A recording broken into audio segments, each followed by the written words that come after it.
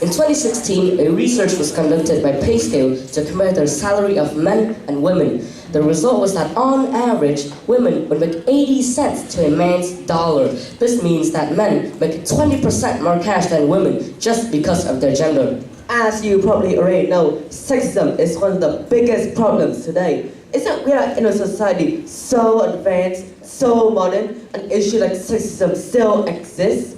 Luckily, many people have already tried to counter this ongoing problem. But here's the catch. Some of their arguments are vague and flawed.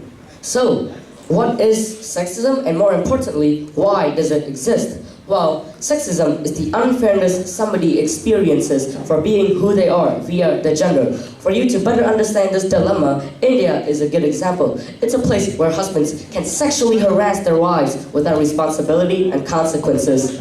So, why is it there in the first place? Well, it's not a quick lesson about history.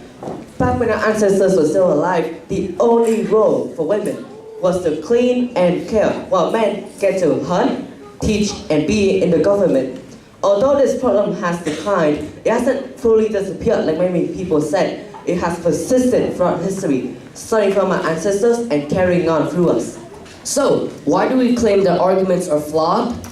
Oh, although most of them are trying to fight for the right cause, some of them are popularizing this revolution in the wrong way. Allow me to quote, "The feminist agenda is not about equal rights for women, it is about a socialist, anti-family political movement that encourages women to leave their husbands, kill their children, practice witchcraft, destroy capitalism, and become lesbians."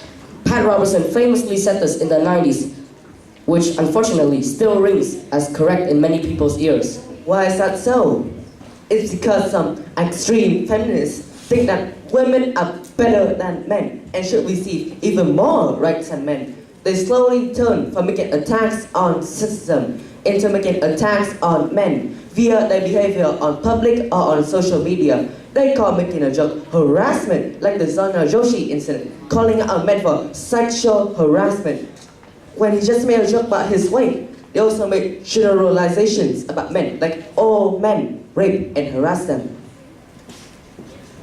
As you can see, these are two sides of extremes. We don't want women to point the finger at men and men to do the same to women.